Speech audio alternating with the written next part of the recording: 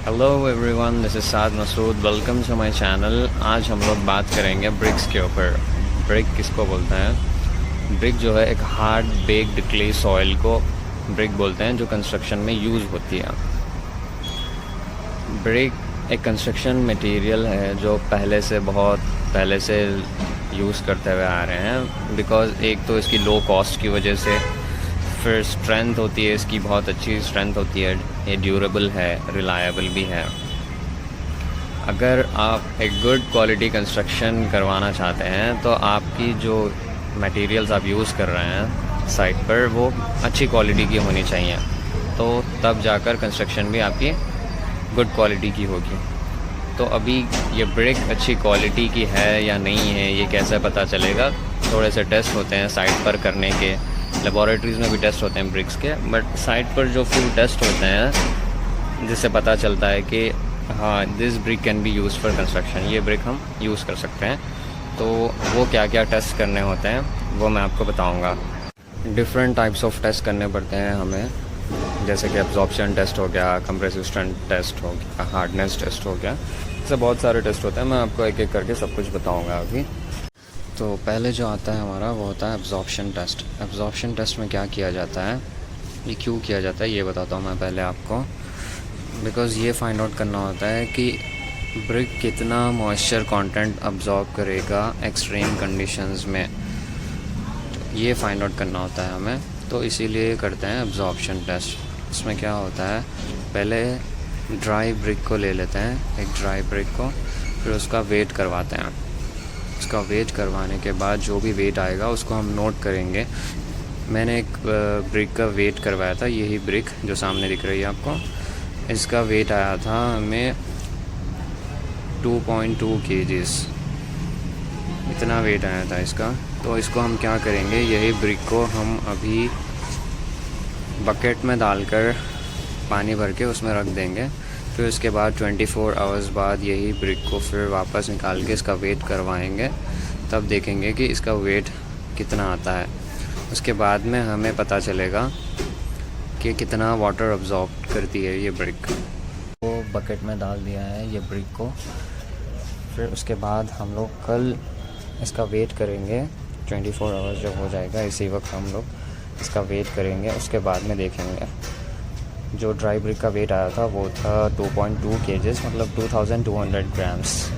सो अगर ये 20% भी वाटर अब्जॉर्ब करेगी, एक ब्रिक जो है 15 या 20% से ज़्यादा वाटर अब्जॉर्ब नहीं करना चाहिए, और एल्स हम वो ब्रिक यूज़ नहीं कर सकते हैं कंस्ट्रक्शन में। सो अभी इसका देखते हैं कितना आएगा। कल इसका फिर से वेट करेंगे 24 आवर्स होने के बाद में। अभी तो वाटर में, पानी में इमर्स करके रखा है इसको। फिर उसके बाद में कल देखते हैं इसका वेट कितना आएगा, फिर हमें डिफरेंस पता चलेगा। अगर 20% भी ये ब्रिक वाटर अब्जॉर्ब करती है तो 2200 का 20% हो जाएगा 440 ग्राम्स एक्स्ट्रा ऐड कर लो, तो 2640 ग्राम से ज़्यादा इसका वेट नहीं आना चाहिए वेट ब्रिक का, जब इसको 24 आवर्स के बाद में जब हम निकालेंगे। सो अभी 24 आवर्स के बाद इसको बाहर निकाला है, फिर इसको अच्छे से कपड़े से साफ़ किया है।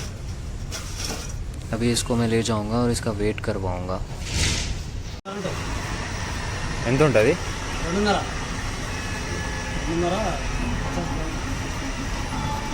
सो आप लोगों ने देख लिया इसका वेट कितना आया था, 2550 ग्राम्स इसका वेट आया था। तो डिफरेंस कितना हो गया हमारा, 350 ग्राम्स एक्स्ट्रा आया है।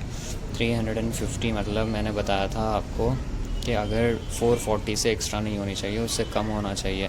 बिकॉज़ 440 ग्राम्स अगर बढ़ रहा है तो वो 20% हो रहा है, 20% से ज़्यादा एक्सीड नहीं हुआ है, हमारा आया है 350 ग्राम्स। सो ये ब्रिक हम लोग यूज़ कर सकते हैं अभी कंस्ट्रक्शन में। इस तरीके से एब्जॉर्प्शन टेस्ट किया जाता है। जो हमने वाटर अब्जॉर्प्शन टेस्ट किया था उससे हमें ये पता चलेगा कि ये जो ब्रिक है कितना मॉइस्चर कंटेंट ये अब्जॉर्ब करती है एक्सट्रीम कंडीशंस में, इसीलिए ये टेस्ट किया जाता है। और उसके बाद में आता है कंप्रेसिव स्ट्रेंथ टेस्ट। ब्रिक की कंप्रेसिव स्ट्रेंथ कैसे मालूम करते हैं, उसको कंप्रेसिव स्ट्रेंथ की मशीन आती है, चेक करने के लिए उस पर वेट डाला जाता है, लोड डालते हैं ब्रिक पर, ब्रिक को रख के फिर जब उसकी जो भी लोड पर वो ब्रेक होती है ब्रिक उसको नोट करते हैं। मिनिमम कंप्रेसिव स्ट्रेंथ जो होती है वो 3.5 न्यूटन पर mm²। अगर इससे कम आ रही है then that brick is not useful for construction, उसे हमें यूज़ नहीं करनी चाहिए। थर्ड टेस्ट जो होता है हमारा वो होता है हार्डनेस टेस्ट। ब्रिक कितनी ज़्यादा हार्ड है ये इसको टेस्ट करनी होती है। वो किस तरीके से करते हैं मैं आपको दिखाता हूँ। अगर आप फिंगर नेल से या किसी शार्प टूल से ब्रिक पर स्क्रैच कर रहे हैं तो उसका इम्प्रेशन नहीं रहनी चाहिए वहाँ पर। फॉर एग्ज़ाम्पल ये ब्रिक है, यहाँ पर देखिए मैं इसको ऐसे की से स्क्रैच किया मैंने, कोई इम्प्रेशन नहीं रहा इसका। एंड ये ब्रिक इनफ हार्ड है, इसको हम यूज़ कर सकते हैं। ये हो गया हार्डनेस टेस्ट इसका। फोर्थ टेस्ट जो हमें करना होता है ब्रिक पर वो ये चेक करना होता है कि शेप एंड साइज़ इसकी बराबर है या नहीं है। शेप कैसी, एकदम रेक्टेंगुलर शेप होनी चाहिए ब्रिक की विथ शार्प एडजस्ट होनी चाहिए।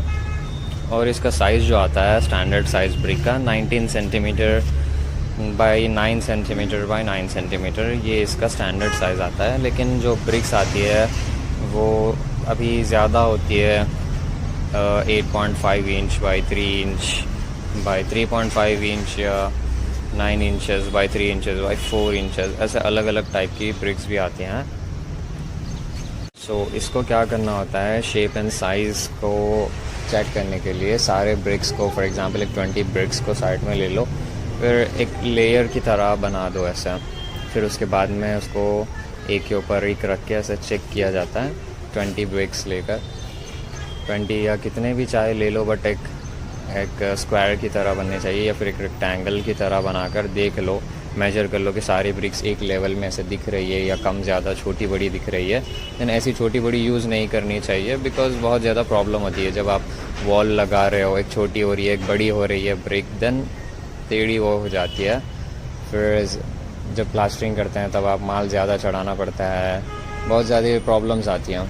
तो ये चेक करना चाहिए कि सारी ब्रिक्स एक साइज़ की हैं। फिफ्थ टेस्ट होता है हमारा कलर टेस्ट। हाँ, कलर टेस्ट। कलर, एक गुड ब्रिक जो होती है, गुड ब्रिक की ये क्वालिटी होती है कि उसकी कंप्लीट फुल बॉडी पर एक ही कलर होती है। थ्रू आउट उसकी बॉडी पर एक ही कलर होनी चाहिए एंड वो भी ब्राइट होनी चाहिए। आपको दिख रहा है ऐसा फुल ब्राइट एंड एक ही कलर होनी चाहिए पूरी ब्रिक पर। ये एक गुड क्वालिटी की ब्रिक की प्रॉपर्टी है। सिक्स्थ टेस्ट होगी हमारी साउंडनेस टेस्ट। साउंडनेस टेस्ट किसको बोलते हैं, दो ब्रिक्स को आपको ऐसे लेना चाहिए हाथ में एंड दोनों को एक साथ से स्ट्राइक करना चाहिए।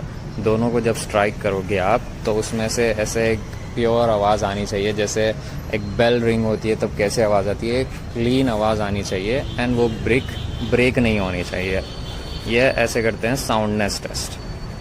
लास्ट टेस्ट जो हम लोग साइट पर कर सकते हैं वो है एफ्लोरेसेंस टेस्ट। एफ्लोरेसेंस टेस्ट कैसे करते हैं, पहले तो मैं बोलता हूँ इसको एफ्लोरेसेंस टेस्ट है क्या। देखो, जब आपकी ब्रिक वर्क ख़त्म हो जाती है, कुछ भी जब लगा देते हैं तो उसके बाद में जब वाटर अब्जॉर्ब कर लेती है ब्रिक, जितना करना है उसको, तो इसके बाद में धीरे धीरे पूरा ऐसा नमक नमक फॉर्म होता है वॉल पर। जितने भी सॉल्युबल सॉल्ट्स जो ब्रिक में होते हैं वो सब ऐसे बाहर आके लेयर की तरह फॉर्म हो जाते हैं। देन वो ब्रिक हम लोग कंस्ट्रक्शन में यूज़ नहीं कर सकते हैं। तो इसीलिए पहले से हमें मालूम करना होता है कि इसमें सॉल्युबल सॉल्ट्स कोई है या नहीं है। उसके लिए हमें क्या करना है, इस ब्रिक को एक रैंडमली कोई भी ब्रिक पिक करो एंड उसको वाटर में रख दो, जैसे हम एब्जॉर्प्शन टेस्ट करते हैं 24 आवर्स तक रहने दो। वही ब्रिक को क्या करो, फिर से उसको शेड में ड्राई करो, उसको सूखने दो। सूखने के बाद में उसको देखो, ऑब्ज़र्व करो कि क्या उस पर एक वाइट लेयर की तरह से कुछ फॉर्म हो रही है, नमक निकल रही है, नमक की तरह कुछ दिख रही है, देन आप वो ब्रिक यूज़ नहीं कर सकते हैं। ऐसे नमक फॉर्म नहीं होनी चाहिए। तो ये थी प्रॉपर्टीज़ एंड ये टाइप के टेस्ट हम लोग साइट पर कर सकते हैं। अगर आपको ये वीडियो अच्छा लगे तो प्लीज़ लाइक कीजिए एंड कमेंट कीजिए। अगर कोई भी डाउट्स वगैरह हो या कुछ भी हो, कमेंट करके मुझे बताइए कमेंट सेक्शन में। एंड प्लीज़ चैनल को सब्सक्राइब कीजिए। Thank you.